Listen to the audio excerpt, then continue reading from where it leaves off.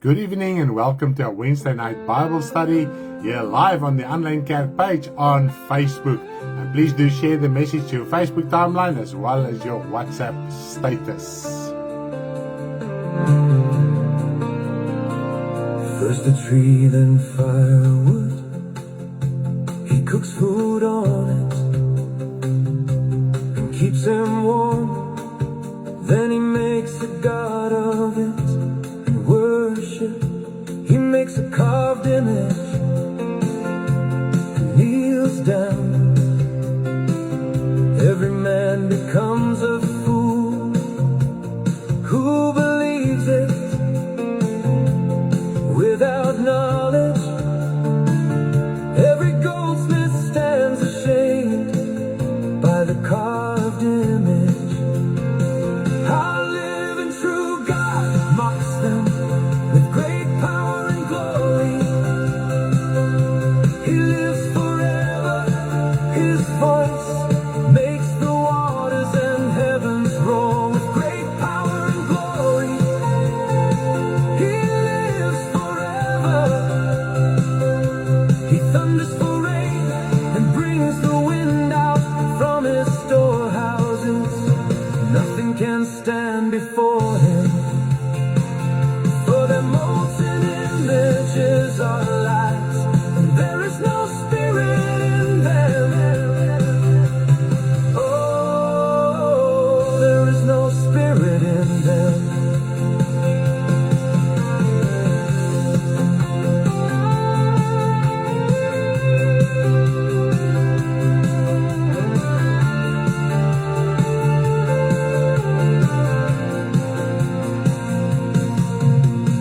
Woe to him who says to a piece of wood, wake up, to a dead stone, awake.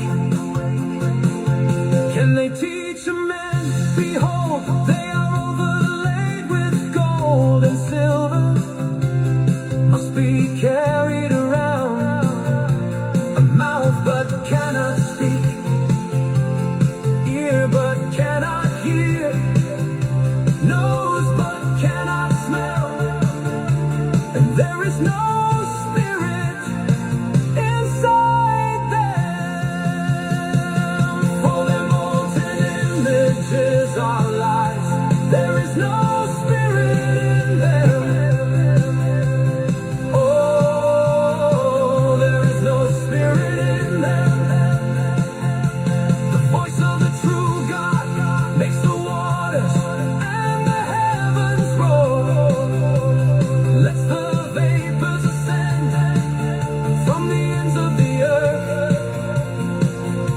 He thunders for rain and brings forth the wind from his storehouses with great power and glory. He mocks them. He lives forever and ever. Nothing can stand before him. Amen. Who's going to stand before the Lord and stop him to do what he wants to do? Nobody in the entire universe, in the world, visible and invisible, will stop God the Father if he desires to do something. Praise the name of the Lord. But because we know God is love, he's righteous, and everything he does it according to his loving righteousness. His throne is built on righteousness. He is love. And this is sometimes the part of God that we tend to forget, because we focus on love, and our interpretation of love and the biblical interpretation of love is sometimes two different things. Because in God is truth, is righteousness, he is fair. That's another word for righteousness. He is fair, and he's fair to everybody. He considers everyone. And he is also holy, and we tend to forget that he is holy. So his love is holy, his righteousness is holy. Everything about the Father is holy, and we must conduct our life according to that as well, because he says in the Old and the New Testament, be holy as God is holy. Jesus Christ gave us the command in Matthew 5. He says, Be perfect like your Father who is in heaven. Wow. Isn't that just amazing? I wonder if my microphone is clipped on properly. I just want to make sure.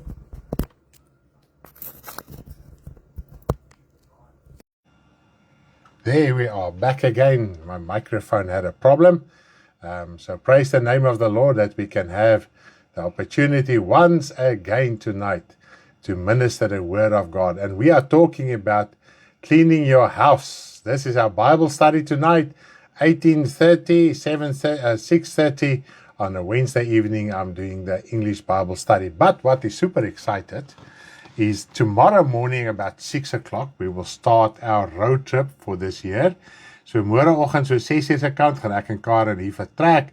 Dan het ons so 'n pitstopie om te doen. Ons het padkos om op te tel in Hopefield en dan gaan ons voort. Maar eintlik het ons roadtrip al daar by Loetsville begin. Laas naweek was ons by Hopefield gewees by Ruwaida en Terrence en die familie daarso en Annelie en man het kom aansluit daar by ons. En nou gaan ons na die res van die land toe. So eintlik het ons al so 'n bietjie al van die roadtrip al begin. But thanks a lot for everybody's prayers, contributions, and also that you are supporting us in every way possible, that you are opening your homes and your hearts so that we can conduct and encourage you as our brother and sister, and also in the process reach others as well with the gospel of our Lord Jesus Christ and clarify points that are not clear yet, and we can clarify all that things that are not clear to you. Ja, nou weet ek nie wat ek wou gesê het nie. Prys die naam van die Here. Ja, so dit is lekker om by u te kom, dat ons so 'n bietjie al die raaisels en die knope, dinge wat nog so 'n bietjie vassit en dinge wat so 'n bietjie onduidelik is, met u sommer so op 'n lekker gesels kan deurpraat en so kan u ook 'n duidelikheid kry. Ja, ons het al klaar uitdaging daar by Riet hulle. As ek dit 'n uitdaging mag noem, dit klink nou na 'n groot woord, maar dit is nie eintlik 'n uitdaging nie, man. Ja, kom ons noem dit nou maar so. Wat ons so 'n bietjie weer gaan gesels oor gees, siel en liggaam. Sy het ons gevra daar rondom. En as dit die wil van die Here is en so maar kyk hoe loop ons dinge, dan kan ons dit deurgesels en net weer so lekker verduidelik. Gees, siel, liggaam, die 3 ure van Jesus in die graf en al daai lieflike dinge. So ja, dis alles wat nog vir ons op die roadtrip wag. So ons hart moet vol wees, ons antwoorde moet in ons hart wees en die Here moet ons help dat ons u ook kan help en so help ons mekaar. Uncertainties, dankie Lindley vir daai baie mooi woord daar, uncertainties. Yes, sometimes there's a lot of uncertainties in our hearts that needs to be clarified. Yes, but we are going to pray first and then we will continue with our Bible study.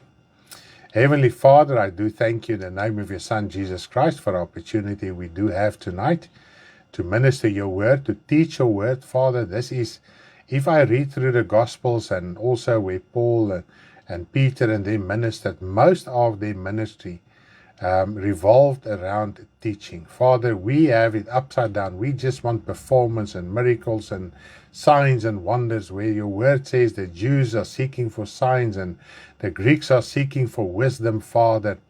But we are ministering a wisdom, not a wisdom of this world, not a philosophical wisdom, but a wisdom that is in your heart, in your entire being, Father. And we are so dependent on you to clarify things for us in our hearts so that we can reach out with the gospel, so that every brother and sister can be encouraged, and also that a lost can be reached with the gospel so that they can also come into the kingdom of you, Father, your kingdom, your glory and your majesty. Father, I do pray that you will help me this evening, that I will convey this message in a manner worthy of your kingdom, in Jesus' name. Amen. Ek wil net gou so noem, so 'n bietjie met u praat. Ons het op die channel, we've put on the channel our budget for the road trip. And please don't fear the budget. That is usually, most of the times, the budget we have, and a lot of times it goes even beyond that. So daai budget wat jy op die WhatsApp channel sien, dit is gewoonlik ons budget, en baie keer gaan ons nog ver oor die budget, afhangende wie ons wil sien, en allerlei dingetjies wat daar by ook betrokke is. So dit gaan baie keer meer ook as dit, en die Here voorsien altyd, so moenie vrees nie, en ek wil net vir julle verskriklik dankie sê weer eens, vir elkeen wat die moeite gedoen het om ook by te dra, sodat ons daarom 'n afskoppunt kan hê, dat ons op 'n punt kan kom, dat ons aan die gang kan kom. Dit versterk ons hande. Paulus sê op een plek, hy sê, as dit die moeite werd is, die insameling by julle, dan sal ek op reis gaan, ek sal ook al broeder of 2 saamvat, en dan kan ons die saak uitsorteer, dan kan ek voortgaan met die evangelie. So hy was ook afhanklik van die bedrag wat hulle vir hom gegee het, die geld wat hulle vir hom gegee het, sodat hy ook op sekere punte kon uitkom, en as daar nie genoeg fondse was nie, kon hy nie daarby uitgekom het, of hy kon nie nog broeders saamgeneem het nie, of wat die geval ook al mag wees. Ja, so prys die Here, baie dankie dat U ons voorhelp, op 'n godwaardige wyse, en dat dit ook nie vir U 'n las is en moeite is nie, en ook vir die belangrikste van alles is gebede. Ons het dit so nodig, ons het geestelike krag, versterking, wysheid en insig nodig, ons het liggaamlike sterkte en krag en dinge nodig. Karen bestuur meeste van die tyd op die pad, sy moet wakker bly op die pad, ensovoorts, ja, so, en ons weet baie keer is die paaie nie in goeie kondisies nie, so ons is 4 oë op die pad die hele tyd, so dit is baie intens met tye ook wel op die pad om kop te hou, sodat die kar ook nie onnodiglik skade kry nie. Maar baie dankie vir julle gebede, liefde en ook omgee in hierdie verband, en julle ywerigheid dat julle huise en julle harte en alles net oopmaak en sê, man, julle plek hier is nog al die tyd hierso. Hy wag vir julle. So prys die Here, dankie daarvoor. But I'm not going to stand still with our traveling arrangements. Tomorrow morning, 6 o'clock, we're going to start here in Langebaan, South Africa, in the Western Cape with our road trip. Hallelujah. Praise the name of the Lord Jesus Christ that we have this opportunity and that He gave us the means also to reach out as well in this respect. Now, tonight we're talking about cleaning your house. Cleaning your house. Not physically with soap and water and brooms and vacuum cleaners. And we're talking about cleaning your house spiritually. This is what we are talking about tonight. A Bible study. We are going into depth tonight in scriptures to see what the Bible teaches regarding this. Now, people in general face struggles in some way or another, whether you are born again or a Christian or not, isn't it so? Everybody faces struggles and hardships every single day. Now, nobody wants to struggle, and now everyone wants to be in good health and financial stability, isn't it so? If you are in good health and you have financial stability, you are okay, you feel satisfied, but in our lives, there's always some struggle, whether it's financial, health, or sometimes both. It doesn't matter. There is struggles every single day in a child of God's life, as well as those that are not born again yet. Now, many people are gullible and seek to ease their struggle easily. And this is where all this gambling and stuff comes from. Easy ways to get enough money to sort your life. As life progresses, most realize it is not as simple as it seems. Only as very small, not even a handful, a tiny bit, crumbs, really get that financial stability they desire. But with all that finances, there is also fear not to lose those finances. So it stays a struggle. Even if you think you are not struggling, you are struggling with fear not to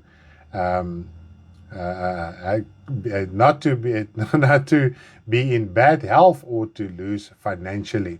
However, if something sounds appealing enough, you might choose the easy option, even if you have previously refused similar solutions. Now, why will we do that? Now, struggle can make a person desperate, and in such moments you may fall for a quick scheme. Isn't that so? And then you will ask me, what does this have to do with cleaning your house? Everything. Just pay attention and understand. In the Christian world, this is even more relevant than ever, as most perform their religious duties in the hope of a better earthly life. Isn't it so? Now, we can be honest with ourselves. If you analyze your prayers and daily sayings. What are you talking about? What are you praying about? Now I'm talking about on a daily basis. Be honest to yourself, okay? We usually say, God is good, He helps me, He will make a way for me, etc. And it's all about the material. Okay, even if you struggle, we say, no, God is good to me.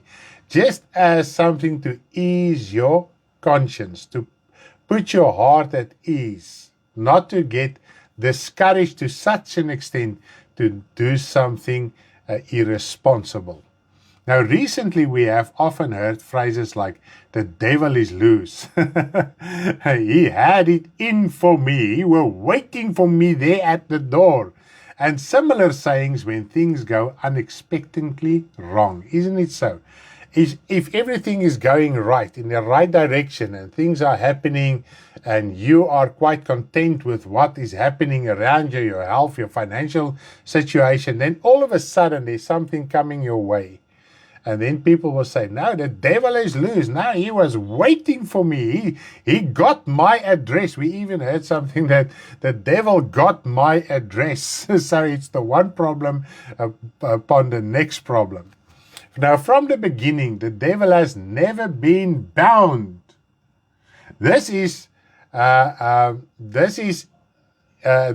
imprison him, not to seduce souls and even God's angels. So Satan is, from the beginning, he is loose in any way to do what?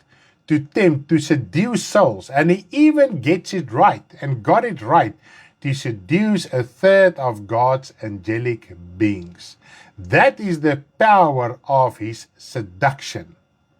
And we as human beings sometimes don't understand the power of his delusion, his temptation, his lies, the power of lies, the power of deception. If he can convince an angel in God's heaven to follow him, where do we come in? And this is why we need repentance. This is why we need the Lord. This is why we need for your soul to be saved. It's got nothing to do with your earthly possessions. This will happen for the first time after the second coming. Have you ever read it in Revelation 19? After the second coming of the Lord Jesus Christ, for the very first time ever since he was created, he will be bound on command by God by an angel not to seduce those that are in hell. It's quite interesting how things will play out right at the end and how it will be. I don't want to go in that theology right now. We have an entire end time teaching regarding this, okay? And there we explain exactly what it means, all right? Now, such expressions make it clear that God must intervene to produce good things in the material life. Isn't it so? If material things are falling apart and we think, now the devil got my address and the devil is loose, we are actually saying, God, but God, why aren't you not doing good things to me now? What is happening now? So unconsciously, we think of God of only providing for us materially. Okay. Now this kind of thinking paves the way for quick solutions, one of which we will discuss tonight. Now you can understand my introduction. Even in the Christian world, when things start falling apart, we want quick solutions. Now, we must understand one thing of God. He is a God of patience. Those who believe in him will not act hastily. Okay. Even after discovering the truth, we may still fall back on old habits if your lives are turned upside down. Isn't so? How many times have you resorted to your previous lifestyles or previous thinking or previous ways when you really got into a crunch? Isn't it so? Now, tonight we are talking about a popular teaching that suggests cleaning out your house of demonic influences through various rituals that may harm you, cause bad health, cause financial harm, or keep you or your household in certain bad habits, even destroying relationships. Now, because there is one or more things in our lives that we struggle with, we sometimes want something easy. And it's easy to do something physically. And now you can understand what I was trying to get at. We are trying to get to easy, quick fixes and solutions without effort. And anyone in the whole world that got some success in life will tell you no success comes easy. Only in the dictionary, this is quite amazing, only in the dictionary, okay, does success come before work. Think of it. Only in the dictionary does success come before work. And this applies to the Christian church as well. Remember, you are a human being. You came to the Lord with daily struggles. All right? And we have the option. We can choose what to do and what not to do. You still have the choice in your hands. God talks to us in one way and reveals His will in His way, and also the world and your lifestyle and people around you also reveals a lot of things. And you must choose daily. As a child of God, you must choose as well. Are you going to do the will of the Father entirely, as written in the Bible, or not? God is not going to force you. Obviously, His Spirit will keep on convicting you and talking to you in your inner being. But He won't take you and force you to do His will. It is your decision to make. All right. You may have heard of it, or you may not have, or may not have practiced it, though it is a popular practice in the Christian world. This is now the teaching that suggests that your house, your physical home, can be cleaned, but can be cleansed out from demonic forces, and maybe you have a struggle, maybe you are in ill health, maybe you have financial problems, there is relationship problems, you have struggled with addictions, for instance. Then our people are saying, now there are demons in your home and we must come and clean them out. We must come and sort your home out, then you will be free. Now that is an easy option. That is a quick fix. But I can tell you out of experience, it does not work. All right. With this, Christians might have sayings and certain convictions similar to this, even though they might not practice such things. Sometimes our speech even gives away what we really believe in our heart. And we talk after the Christian world, and we talk after people and preachers and things that are placed on social media without even understanding what it means. And most of the times it is in any way powerless words, because it's not biblical words. Okay.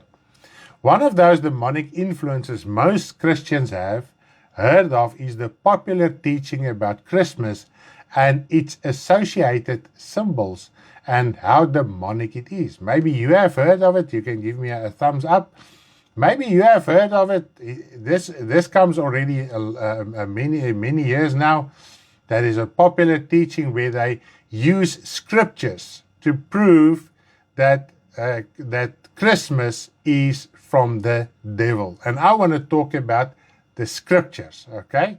So tonight we're going to clarify that as well scripturally, not according to a person's own interpretation of scripture. What gives it power is a certain scripture from the prophetic book of Jeremiah.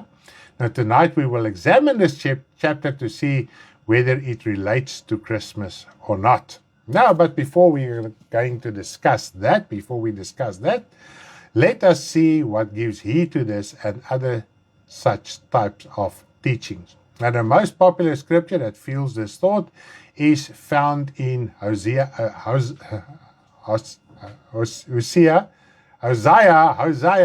4 verses 6. But before I'm going to read Hosea 4 verses 6, this is usually explained by the first and second of the 10 commandments that is written in Exodus 20 verses 1 till verse 17.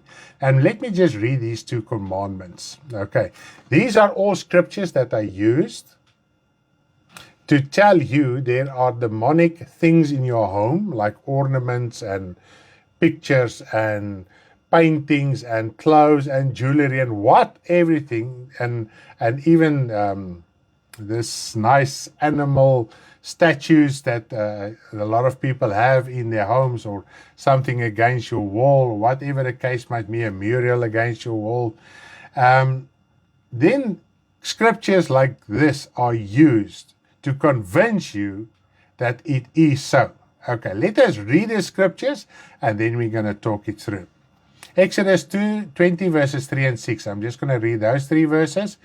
Exodus 20 verses 3 to 6. You shall have no other gods before me.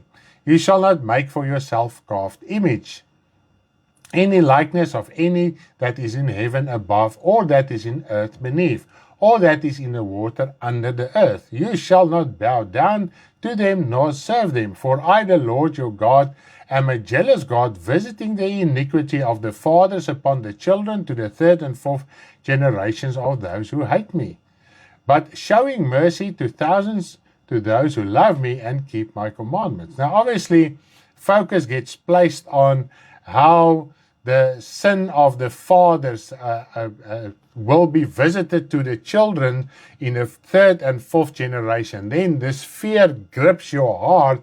I don't want my children and myself or anyone around me to be visited by sin, by the wrath of God, because the wrath of God gets revealed through willful sin. That was now still Old Testament.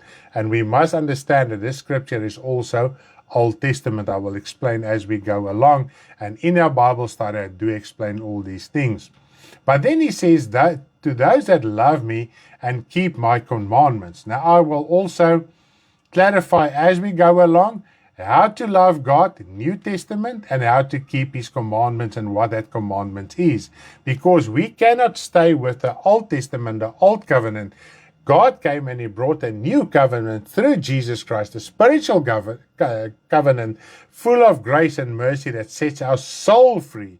We have so far established it's all about the soul, not about the material things, but we're going to talk about that as well. Now let us read a popular scripture in Hosea 4 verse 6. Hosea 4 verse 6. My people. Okay, first of all, my people, not all people. Because even this house cleaning doctrine and teaching, they go into people's homes who are not even born again. So we will establish who is the people of God according to the new covenant. All right. My people are destroyed. Then fear comes in because it gets described that people gets destroyed. But he says, my people. Okay. And now people are running after a quick fix to get them out of their woes and struggles and problems by somebody that will cast out all these things in their homes, and then everything will change the next day. Are destroyed for lack of knowledge. Now this is also very important. We're going to talk about the lack of knowledge. What knowledge is this? Because you have rejected knowledge. Okay. This is why this thing is happening to you. I will also reject you from being priest for me. And now in the New Testament, born again child of God, you are a priest and a king. The moment you give your life to the Lord, you are called as a priest and a king in service of the Lord.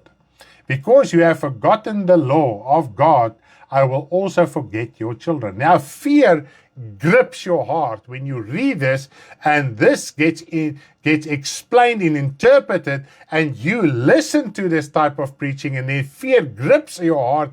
I don't want my children to be destroyed and be forgotten by God, etc., in my own life. And now you open your heart completely, like Eve opened her heart for Satan's interpretation of God's words. Now let's look at my people. In the Old Testament, it was the literal Israel.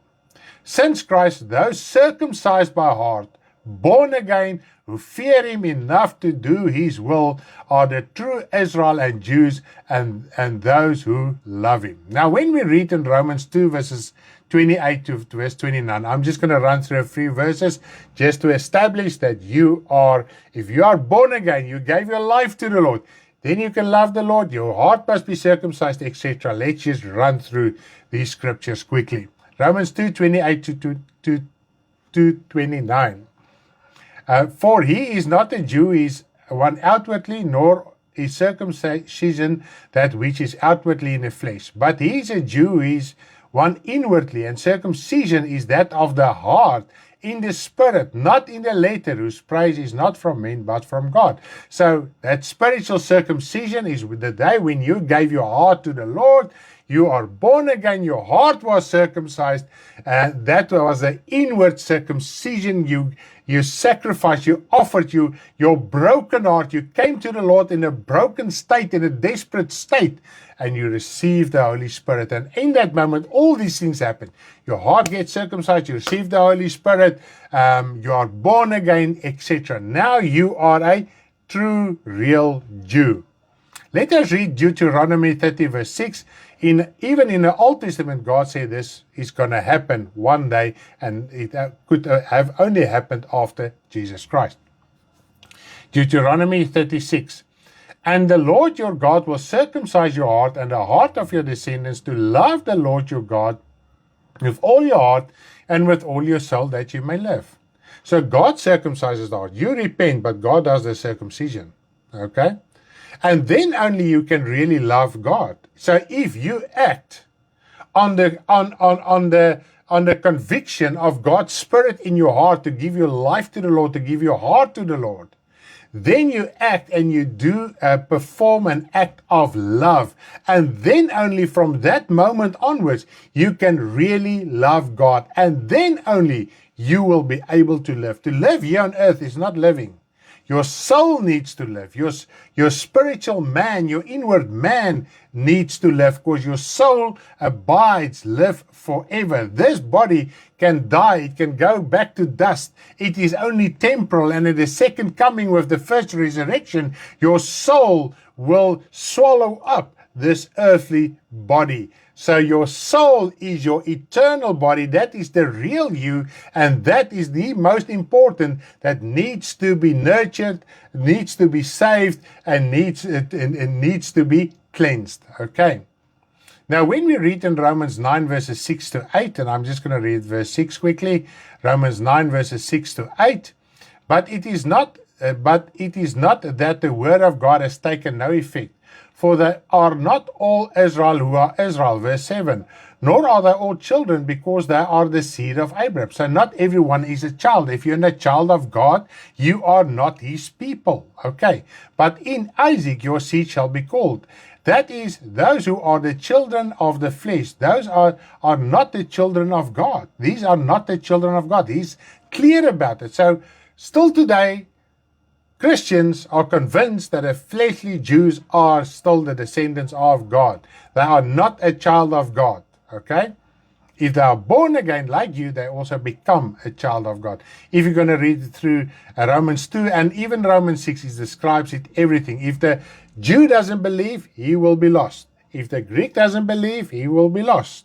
If the Jew repent, he will be saved. If the Greek repent, he will be saved.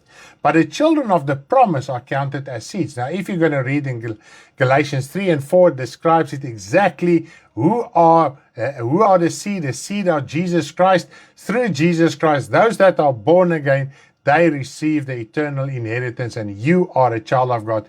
You become a child of God. Then you are the people of God. Okay. Matthew 12 verse 50. Matthew 12 verse 50. For whoever does the will of my Father in heaven is my brother and sister and mother. So you can be born again. You did the will of the Father to give your life to the Lord. But are you still doing the will of the Father after that? Because we read in Ephesians 2 verses 8 till verse 10. You cannot be saved by works. But after you've been saved, God has created good works for you to dwell in, to perform, to act in, to do. Okay, so after your spiritual rebirth, there is works to be done according to the will of God. Okay, and this is where the wheels come off from a lot of children of God. Okay, when it seems that your life is falling apart in some way or another, fear and uncertainty are already present, isn't it so? Even if everything is well, there is fear of losing what you have. You will then do almost anything to guarantee that you will not lose what you have. And if you have struggles, if you have problems, you live in that uncertainty, you live in that fear. So fear is already present in your heart, and some have more fear than others, but it is there. Uncertainty is there. Fear is amplified by this type of teaching, which opens hearts to it. Now, these teachings prey on fear of people. Now, obviously, one of the teachings, and I'm just going to stick with the house cleaning. There's a lot of teachings, but also the popular teaching of tithes according to the Old Testament. They also prey on fear, because in Malachi 3:10, it talks about if you give, God will open the heavens. But if you don't give your tithes, then all these bad things will happen to you. Now, we already done our financial Bible study. Please go and watch it and listen it, and make sure you get to it so that you can understand it's not about Old Testament tithing with conditions, etc. It's now about New Testament giving according to the New Testament command and inscriptions. Okay. Now, just this verse alone, that is Hosea 4 verse 6, explains itself, but let me explain how it's interpreted by those who believe in cleaning their homes of demonic influences. Now, the knowledge that Hosea 4 verse 6 talks about are usually interpreted that believers don't have knowledge about Satan's kingdom. So now they come in and they teach you a lot of things about the occult and the devil and know what all to instill fear in you, so that you can open the heart to their teaching. And it sounds easy. We just throw out everything and you will be delivered, set free, and you will live happily ever after.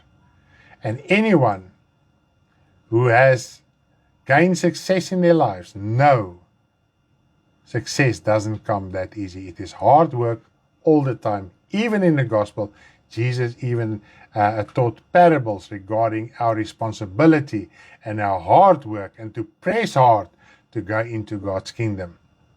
Now, verse 1 agrees with verse 6. Verse 1 of Hosea 4 agrees with verse 6 that it talks about forgotten the law. Now, the New Testament is the New Testament, new law, and the new covenant. So we are talking about new law, new covenant. Okay, now that we are serving the Lord since the New Testament, since Jesus Christ died and rose from the dead, and the Holy Spirit was poured out, it is the new covenant. Now there's a new law, new command from God. And this is what we need to obey. Hosea 4 verse 1. Hear the word of the Lord, you children of Israel. For the Lord brings a charge against the inhabitants of the land. There is no truth. Okay. There is no truth or mercy or knowledge of God in the land. So Hosea 4 is talking about the knowledge that people doesn't have regarding God, regarding His word to conduct their lives according to His word. And His knowledge are written in, his knowledge are written in the Bible. So if you read the Bible, you read the knowledge of God regarding a lot of things in our lives. Isn't it so? Now let us go to the New Testament first to see what knowledge of God there is regarding this. This is now, is there demonic forces in your house, in pictures, in ornaments, or whatever the case might be. Okay, Revelation 2 verses 18 to 29 describes everything. I'm going to read through it and just touch on a few points quickly. Now, let us read Revelation 2 verses 18 to 19 to understand God's knowledge regarding to be taught about Satan's works and the things of this world, the occultic world. And to the angel of the church, and remember, the church is believers, not the world. So this is written to believers, okay? And their condition, not the world, me as a believer. In Thyatira, right. These things says the Son of God, who has eyes like a flame of fire and his feet like brass. It's amazing to think how the Lord Jesus Christ looks like. All right. And now your works, love, service. So here God compliments this church, this group of believers. Your service, faith, and your patience. And as for your works, remember works. You will see works all the time in this church. Okay? The Lord talks always about works. The last are more than the first. So they were more diligent and faithful and devoted than in the beginning. So it is a compliment to them. Nevertheless, I have a few things against you. Only a few things. And these few things annuls all the good things. Okay? Because you allow. And this is now because, remember, John had to write to the angel of this church. And there were 7 of them. Now the angel means the pastor, the leader, the one who's standing in leadership of that church, of that group of members, the one who has been sent. Angel doesn't always mean angel from God's kingdom, because when John got the instruction to write down the letter, he had to physically, in physical form, send it to a physical church, to the leader who could read it physically. There was no angel standing and waiting for the letter, because the angels are spiritual. Okay. So that is you allow. In other words, the leader or leadership of this congregation was not sober and wake up to discern evil from good. Because you allow that woman Jezebel, who calls herself a prophet, to teach and seduce my servants to commit sexual immorality and eat things sacrificed to idols. Now, when we talk about Jezebel, it's not a physical woman in a physical church with a physical type of look. It is a teaching. Okay? It is a doctrine. Now, these leaders permitted this self-appointed prophetess. This is how strong delusion is. To come in and teach things contrary to the sound gospel of the Lord Jesus Christ. To commit sexual immorality and to eat things sacrificed to idols. We're going to get a little bit later to eating idols, but just to give you an overview quickly, because I've written it in the manual, please go and read through it. All the relevant scriptures are there. Now, if you talk about commit sexual immorality, it's not just about the physical, but the physical teaches something about the spiritual. If you have other gods, if you worship other gods than God, you are busy with sexual immorality spiritually. If you eat of false teachings, wrong thinkings, and the Bible talks about teachings of devils, of demons, and also of humans. and of traditions of men, which makes the word of God of no effect. If we are busy with that, we are busy eating idols, okay? Things sacrificed to idols. We're going to get to that. I gave her time to repent of her sexual immorality, and she did not repent. And see how the long suffering and the patience of God is. He gave her time. And sometimes we do take chances with sin and keep on sinning in our lives willfully. Even after we gain the knowledge of the truth of God's word, we keep on arguing against it. But God is patient on you. But there will come a time when that patience will end, and that is the end of your life. Then the wrath of God will be manifested in your soul after your body has died. Indeed, I will cast her into a sick bed, and those who commit adultery with her into great tribulation. Now, this is very interesting. Remember, this is a Christian church. Their last works are way more than their first works. So outwardly, this church was growing and doing the things of the Lord in an outward appearance manner, so that everybody could see, wow, these people, they are really in it, boots and all. And it is them that the Lord says, I will cast you in great tribulation. That is trouble, sorrows, okay? Unless they repent of their deeds. That is, their deeds is their works. So the works they are doing, they must repent from that works. I will kill her children with death, and all the churches shall know that I am he who searches the minds and the hearts, and I will give to each one of you according to your works. So the Lord gives eternal life according to our works, after your repentance. If there is no fruitful works, the Lord says, I will kill her and her children. The false doctrine is there. If we believe the false doctrine, we are children of that false doctrine. And at the end of the day, what is in God's definition of kill and to die is to separate you permanently from Him. And there, where's that separation? Where's that abode? Where is that place? It's hell everlasting. And at the end of the day, it is the lake of fire that God prepared for the devil and his angels, and never for human beings.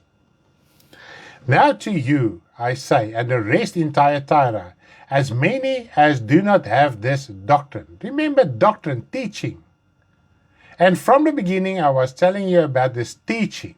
Okay, this doctrine that infiltrated the Christian church. And because the leaderships weren't vigilant, they brought in this type of and permitted this type of doctrine, who have not known the depths of Satan, as they say, not as God say.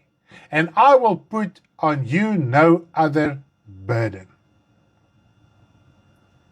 So this doctrine that talks about we must know the depths of Satan, and that is the knowledge Isaiah is talking about, is completely contrary to each other. The knowledge in Isaiah is clear. Verses 1 and verses 6 explains itself. It's the knowledge about the law of God. What is the law of God now? The New Testament law. How to love the Lord your God. Give your life to the Lord. You must repent. Your heart must be circumcised. It's the only way to really love God and also to live eternally. So if we are busy studying the depths of Satan, and I can tell you, we've been there, my wife and myself, we've been there for many years. There's a burden on you that you will feel you will die every single day because it's not from God.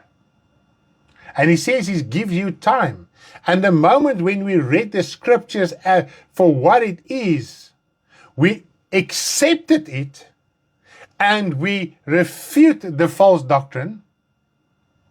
We turned our back against the false doctrine. Because God gave us time. And how many things, not just in this doctrine, in how many other facets of our lives does God gives us time, but we are stubborn not to do the will of God. Therefore, we feel this burden upon us. And this burden becomes so heavy that we cannot carry it. And this is where false teaching is coming in. Verse 26. And he who overcomes and keep my works until the end, to him I will give power over nations. Keep my works until the end. Not keep declaring, not doing nothing, full of excuses. Keep my works, do my works, okay? Now calamity will befall those who are busy with false teaching, including searching for the depths of Satan and the occult. Calamity, trouble. If you don't experience it in this life, you will definitely experience it in all eternity. Let us turn to the Old Testament to see if this principle can be traced back. Now, one thing we must understand about the Old Testament is that all nations worshipped idols. Therefore, they created specific figures and statues to represent them. If there is any spirit in idols, it must have been in these figures of the Old Testament, isn't it so? Because it was a time of idol worship. By understanding what the knowledge of God is in the Old Testament, we can gain better insight from God's word in this manner without our own opinions. Now, if you will read on pages 20 to 21, I'm going to touch on a few points there. So I'm just going to read the topic or the heading is Spirit in Images on pages 20. And I'm just going to read a few scriptures and just talk it through with you. Okay, so this is more or less where I am right now in your manual. Now, the first scripture I want to read in the Old Testament, this is Psalm 135, verses 15 till verse 18. Is there a spirit in idols and things in your homes, ornaments, etc., etc., etc.?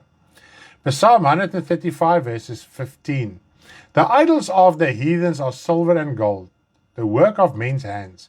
They have mouths, but they speak not. Eyes have they, but they see not. They have ears, but they hear not. Neither is there any breath in their mouths.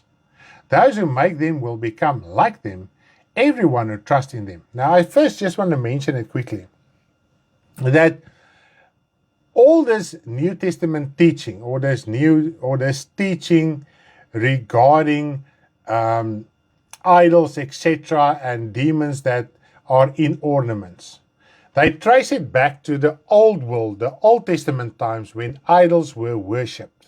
Okay, and then I will tell you this is the idol of Dagon, or the idol of Baal, or the Queen of Heaven, or whatever the case might be. Okay, so they always trace it back to the Old Testament. But now we see in the Old Testament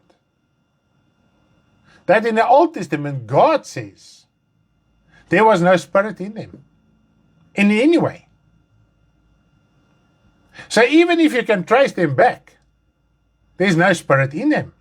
There's no life in them. There's no breath in them. If there's no breath in something, there is absolutely no life in them. If idols can speak here and have no breath, there is no life in them to do good or evil. Isn't it so? And the person who thinks that there is life in them becomes like that idol. The person who creates it and the person who is convinced that there is life in that idol becomes like that idol. And how is that idol? Without understanding. The craftsman cannot place a spirit in them because he is a human being. Now, those idols are dead. So what happens to your inner man, your soul? You also become dead. If you believe there is life in a piece of wood or gold or picture or clothing or jewelry or whatever the case might be. His so-called curses and blessings over such idols to destroy or benefit the possessor are worthless. A lot of people will say, don't buy that thing, they've cursed it. Even if the whole world, occultic world comes together and curse only one piece of wood or gold, it can do nothing because there's no spirit in it. It's a piece of material things that cannot house spirits. Remember, this was an Old Testament idol made specifically to curse or benefit someone, even nations. And we can read in the Old Testament how nations were dependent on their idols. Okay. If then they were lifeless, how is it possible that the so-called symbols and even ornaments and other material things can benefit or destroy things in your life? If it was impossible for idols to do it in the Old Testament, it's even more impossible now. Okay? So it doesn't matter what type of picture, what type of ornament is in your home. There is no life, no spirit, no contact spirit, nothing in there. Because it's a piece of maybe ceramic, cheap gold, wood, whatever the case might be. And just to clarify, I will never put for instance, a Buddha statue in my home. Because I know that is an idol, and I don't want to look at anything because it's ugly. I just don't want him in my home because I'm not busy with that. I will not have skulls and bones and stuff like that in my home that represent symbols of death. There's no spirit in them that cannot harm me, but I don't want to look at it. I will rather serve the Lord in spirit and truth. Amen. Now, as we are reading from on page 21 from Lack of Knowledge, this is where I'm now at page 21 under the topic Lack of Knowledge. As I've said, I'm just going to talk it through. I'm not going to stop at certain points and read it point for point and paragraph from paragraph. Now, let us read Habakkuk 2, verse 18 up till verse 19. Habakkuk 2, verses 18 up till verse 19.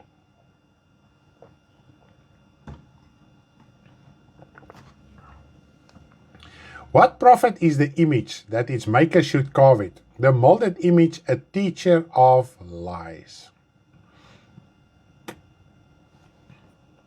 Now people come, they say to our Christian teachers, they say that thing had life, that dead thing has life in it.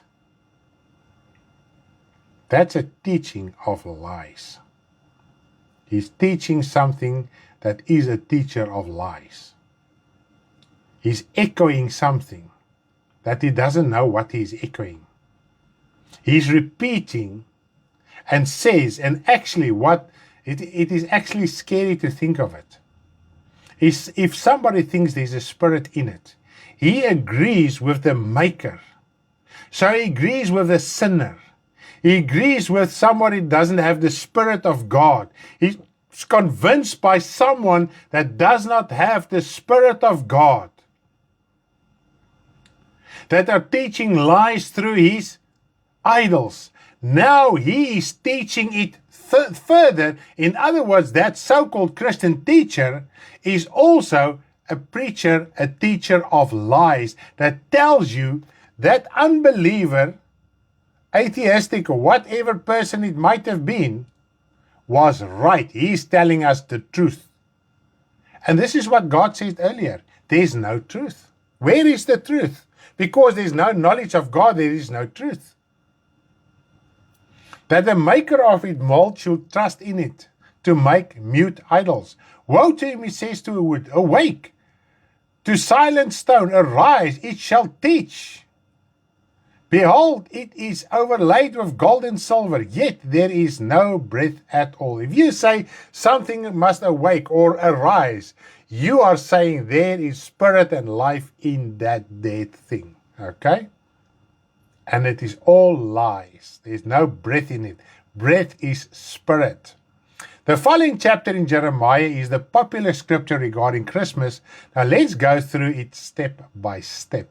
It was quite exciting last night when my wife ministered and on this chapter and also explained to us all the relevant points. Wow, it was super exciting. I'm first going to read Jeremiah 10 verses 1 to 5. Jeremiah 10 verses 1 to 5. Hear the word which the Lord speaks to your house of Israel. Thus says the Lord, do not learn the way of the Gentiles. Do not learn the way of the Gentiles. What does this teachers do? I was there, so I know exactly how it works. In my time, we only had books from Eastern countries, occultic countries, New Age, whatever, and we read them, and also we told churches there's these demons, etc., etc. But some do have the financial ability. Then they go to the countries where those idols are still worshipped and the symbols are still there. And they are taught, they learn from them what it is. Then they come back to your church, to your Christian community, and tell them, these guys that are building the idols, they are telling the truth. I've learned from them. And now the Bible says, do not learn the way of the Gentile. Do not be dismayed. That dismayed is afraid or to fear them at the signs of heaven. For the Gentiles are dismayed at them. The Gentiles, those are making the idols. Those are busy with die sterrevoorspel. Kyk na die Bybel praat selfs daarvan. Dis in jou handleiding. Those who foretell your future by the stars. The Bible talks about how to divide the heavenlies into 12 months to foretell you things. He talks about it's the God of luck. And this is what it's all about. It's the God of luck. All right? And now we are taught in the Christian church by teachers who are not sober and wake up and don't have understanding and knowledge of God's word. And wow, look at the moon and the sun, and this symbol has power, and this one has power, and that thing has power. Bible, and we're going to read it now, what the Bible says regarding this further. For the customs of the peoples are futile, it is worthless. For one cuts a tree from the forest, the work of hands of the workman with an axe. They decorate it with silver and gold, they fasten it with nails and hammers, so that it will topple. And we're going to establish, especially verse 4. They place focus on verse 4. How your Christmas tree are decorated with all the silver and gold thingies. Okay? Don't even know what to call them. Toiseltjies, whatever it is. Maybe you can give me a better word here in the comments. And is it that? And let us read. Remember, he's talking here about idols. Not just a tree standing there. He's talking about cutting a tree and making an idol from the wood. Okay. They fasten it with nails and hammers so it will not topple. And remember, he's talking in the plural form, ornaments. Yes, ornaments, yeah. The ornaments that decorate your Christmas tree. Okay. He's always talking, the scripture always talks about they. In other words, it is in plural form. Decorations, yes, that is right. And plural is not just one tree in your home, okay? They, not one tree, are upright like a palm tree, and they cannot speak. They cannot speak. What cannot speak? Your Christmas tree? Now the idols that are made from the wood, from the tree that was cut in Christmas ornaments, that's right, that was cut from the forest, okay? This is what that is speaking about. And they must be carried, and that's really got my attention when my wife wrote a song, how they must be carried around. because they cannot go there by themselves, on their own. Nee, boompies kan nie loop of praat nie, dit is. Boompies kan nie loop of praat nie. Do not be afraid of them, for they cannot do evil, nor can they do any good. That idol, doesn't matter what it is and how demonic it is, it cannot do evil to you, harm you, or do any good to you, because there's no spirit in them. And here, God talks about idols made specifically by idol worshippers to worship them, not just an ornament in your home. Okay? Verse 8 till 9, still in Jeremiah 10, verse 8 till 9. But they are together dull-hearted and foolish. A wooden idol is a worthless doctrine. It is a worthless doctrine. To seek the depths of Satan is a worthless doctrine. It just brings a burden upon you. It doesn't lift the burden. Dit vat nie die las weg nie, dit bring die las in. Hierdie is 'n waardelose leerstelling. Now we can see nothing in the New Testament contradicts anything in the Old Testament. Okay? Silver is beaten into plates. Now that Christmas ornaments, are they beaten into plates? No. They are made from cheap material, just to bling around your Christmas tree. It's not beaten into plates. It is brought from Tarshish and gold from Uphaz, the work of the craftsman and the hands of the metalsmith. And this is interesting. And I want to read this because especially he has emphasis placed on this. Now even after I wrote the Bible study, today when I read the scripture and this verse, this portion of the verse, I made sure what I was reading is correct. Okay? Blue, that is violet, and purple are their clothing. They are all work of skillful men. Nou ek weet die Afrikaanse Bybel praat van purper rooi. Die oorspronklike woord praat van blou, dit is violet, violet, né? En pers, nie rooi nie. So, just to use the scripture and change these words, because they change these words and say, no, this alludes to Christmas father red coat and red clothing. Because look there, he's clothed with red and etc. The original word is blue and purple, not red. Okay. Die Afrikaanse Bybel is nie verkeerd, jy sê die manier om dit uit te spreek, het bly nog steeds pers. Okay. Jeremiah 10 verses 14 up till verse 15. Jeremiah 10 verses 14 up till verse 15. Everyone is dull-hearted without knowledge. Now he's talking about everyone is dull-hearted and without knowledge. And when you teach these things about Christmas and the occult and Freemasonry and Illuminati and all the things, you sound extremely intelligent. You sound like a wise person. God says you are dull-hearted. Your heart is dof. Dis swaar, it is toe. Without knowledge. You think you have knowledge. But the knowledge you have is no knowledge at all. Every metalsmith is put to shame by an image. For his molded image is falsehood, and there is no breath in them. They are futile, that is worthless, a work of errors. In the time of their punishment they shall perish. Now, let me just emphasize this. The person who's making these idols, the word of God says, dull-hearted without knowledge, and he will be put to shame. Now you buy into him, you fear him, and God says, don't fear the idols of the Gentiles. Now we fear, we drive past a church or whatever, we see the obelisk and all the haan wat op die kerktoring staan and all this kind of stuff. Say, look at all the New Age and occultic and Illuminati and Freemasonry symbols.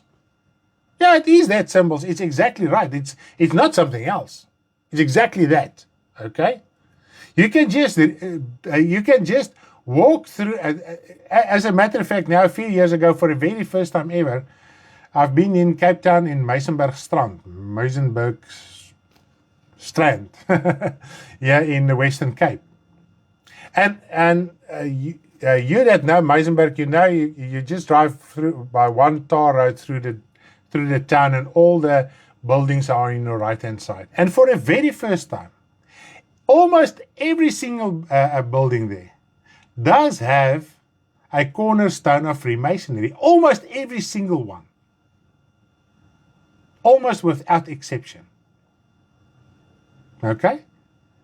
And why is that? Because the Bible says to us, the whole world is in the power, in the sway of the devil. This world belongs to Satan, its governance, the way it operates. Therefore, his symbols will be everywhere. Now, God instructs his children not to fear that. Not to fear it as those that think that it has power. You must not fear it, and also explain it and teach it and convey that it has power. Because then you fear that idol. It is as good as you bowing down to that same idol. So if you think the Christmas tree has spiritual power, you are exactly the same as a person bowing before an idol because you fear that Christmas tree. That there's no life in it, with all its bells and whistles and ornaments and decorations. There's no spirit in that thing. Not even if you see the man in a mall with a Christmas suit on. There's nothing, there's no devil, whatever. It depends on that person's heart. We know in 100% cases that is not a born-again person. So his heart is not right with God. It's not about the red clothing and all the ornaments around him. Okay? I hope you can understand this. Because we cannot fear these things. I cannot fear. If I go out here and here's a Baphomet, the biggest Satanist occultic statue that you can ever get, that has no power over me. The thing is hideous to look at, of course. I don't even want to look at that thing. It's just plain hideous. But it has no spiritual power. And if I think that a spiritual power, I can just as well go and bow down before that thing because I fear him, that statue that has no power. This is why God says, don't fear them. Isaiah 44 verses 9 till 20 also describes how lifeless and worthless idols are. Let us read the concluding thought about idols. This is now in Isaiah 44. This is knowledge of God through his word. Let us just read Isaiah 44 verses 19 up till verse 20. Verses 19 up till verse 20 of Isaiah 44. And no one, that is people, human beings, lay it to heart. No one. Now, God is talking to his people through the prophet Isaiah about the worthlessness of idols, which is basically the same as Jeremiah 44. Okay? Jeremiah 10. And no one lays it to heart, neither is there knowledge nor understanding to say, half of it I have burned in the fire, and I also have baked bread upon the coals thereof. I have roasted flesh and eaten it, and shall make the residue thereof an abomination. Shall I bow down to a piece of wood? He that dealeth with ashes, a deceitful heart hath deceived him, so that he cannot deliver his soul, nor say, is there no lie in my right hand. These idols cannot deliver your soul, because there's no life in it. But he says, there nobody that understand, there is no understanding that people understand there is no life in these idols that can harm you or that can do good to you. And he says it is a lie. If we teach these things, it is a lie. We promote a lie. And sometimes we may not physically go and teach it, but we believe it. We've accepted it. You've accepted a lie. And therefore you are bound. You are imprisoned. And this is now the next point I want to get at. Okay? You may have heard that people really see and experience things. What is it then? And this we can read on pages 23 till verse 2 pages 23 till 24 on your manual, the conscience. So I'm going to talk about this. Why is it that people say they experience these things? Okay? The most significant aspect of our idol worship is eating the food, especially meat offered to them. Okay? Let us read in the New Testament, and not even that has spiritual power to help us understand why people might experience strange feelings and phenomena. Okay. When they offered meat to idols or food to idols, it is as if that idol's spirit was in that food. That is how they actually became one with that idol. I think now we can understand something about Jesus Christ, why we must eat of him and drink of him. He was the perfect sacrifice. When we eat and drink of him, we become part of who he is. Okay? Purified, holy, etc. And now we can understand, even in Corinthians, where the Bible says you cannot serve the tables of God and also serve the tables of this world, of Satan, idols. We must choose which we want to serve, okay, and who we want to serve. Now let us read in 1 Corinthians 8 verses 4 up till 8 that will clarify where are we bound and why people think and say they experience these things. 1 Corinthians 8 verses 4 up till verse 8. Therefore, concerning the eating of things offered to idols, we know that an idol is nothing in this world. Paul understood it. An idol is nothing in this world, so he did not contradict anything further in the New Testament or even in the Old Testament. And that there is no other God but one. For even if there are so-called gods, whether in heaven or on earth, as there are many gods and many lords. So there are numerous types of gods since the old time, since the beginning of humanity. There are so-called gods and so-called lords. But for us, there is one God the Father, of whom are all things, and we for him, and one Lord Jesus Christ, through whom are all things, and through whom we live. However, there is not in everyone that knowledge. We must gain knowledge of God's word to be set free. He says an idol is nothing, so to eat that meat means nothing, even if it is sacrificed to idols. But not everybody has that knowledge because they are busy searching the knowledge of the occult, and if I just look at that idol, I am defiled. You can eat of that meat offered to that idol and nothing will happen to you. That is the knowledge of God, not the knowledge of a certain person who wants to instill fear and wants to advance his own cause. For some with consciousness of an idol, until now eat it as things offered to an idol, and their conscience, being weak, is defiled. The conscience are weak, and that gets defiled. Now we permit Christian teachers who say they are Christian teachers, self-appointed teachers like the prophetess Jezebel, anyone who teaches this type of doctrine are under the spirit of Jezebel, and that is the spirit of Satan, the Antichrist himself, because your conscience are weak and defiled. Now, when we hear stories in general, like old folk tales and ghost stories, or when we're taught doctrines like we have just discussed so far, it defiles our mind. This is where our conscience is. The conscience is the rational expression of your conviction, which is situated in the heart where it is rooted. Thus, what comes to mind is also in your heart. So that is where the defilement is. And somebody taught it to you. Maybe you have heard of your granny or whatever, and whoever the family, when you have gatherings together, talking about all this fantasy phenomena and things they've experienced, and you hear these things, even as a child.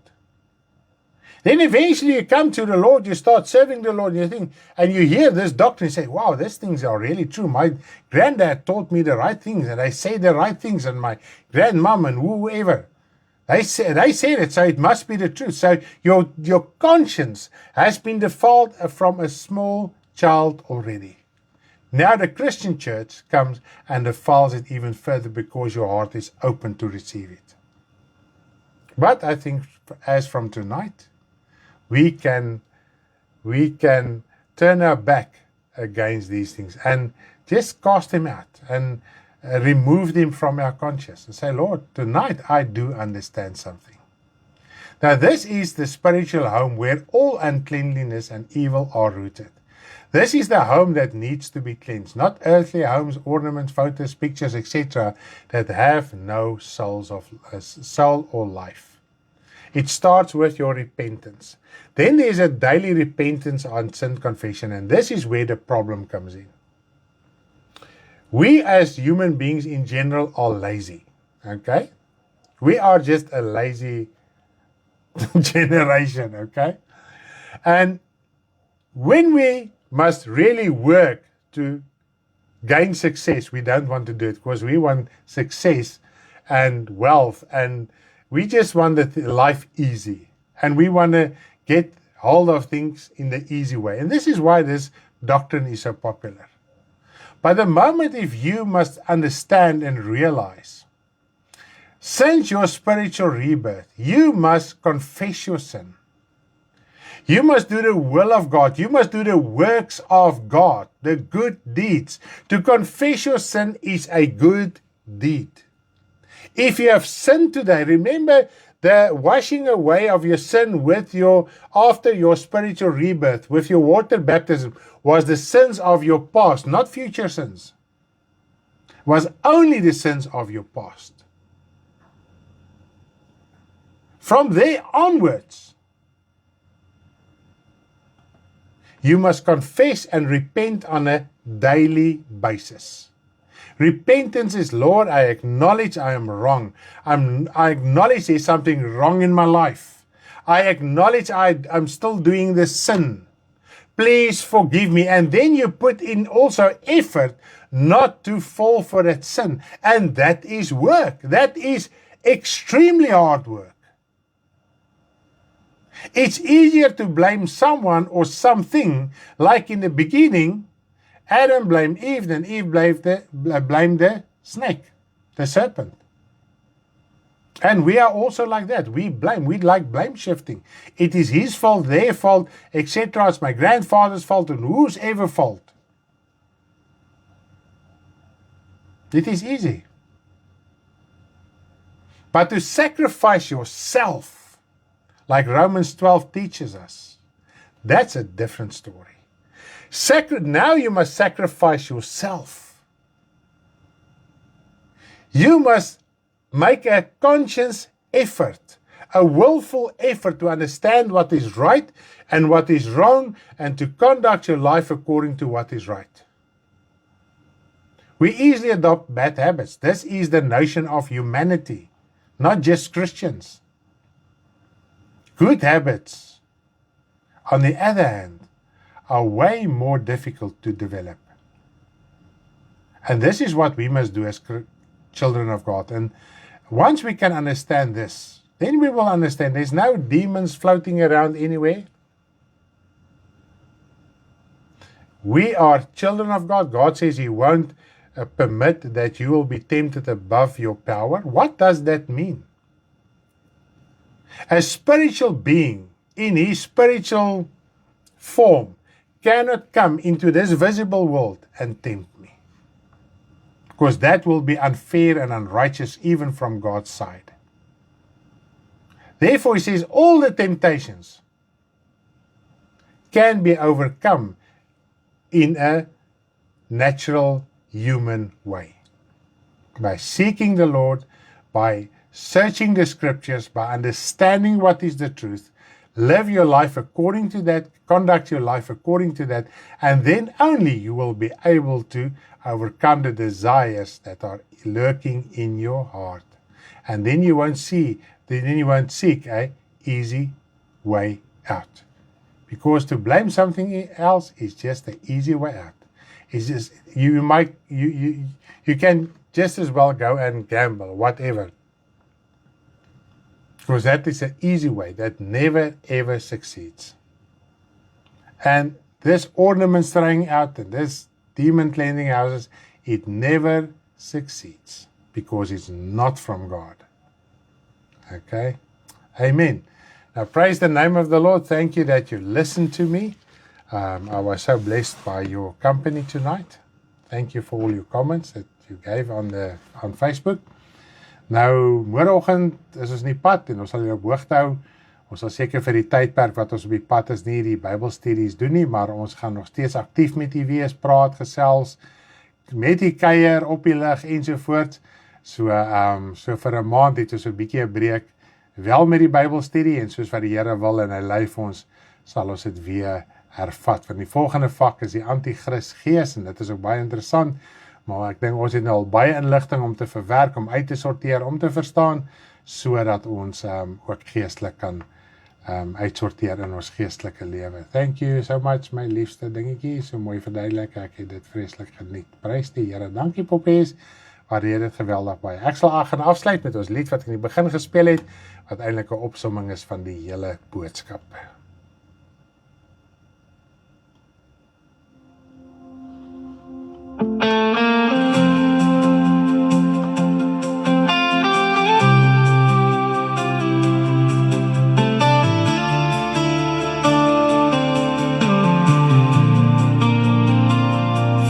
Tree, then firewood. He cooks food on it and keeps him warm. Then he makes a god of it and worship. He makes a carved image and kneels down. Every man becomes a fool who believes it without knowledge. Every goldsmith stands ashamed by the carved image. Our living true God mocks them with great power and glory. He lives forever, his voice makes the waters and heavens roar with great power and glory. He lives forever. He thunders for rain and brings the wind out from his storehouses. Nothing can stand before him, for their molten images are lies, and there is no spirit in them. Oh, there is no spirit in them.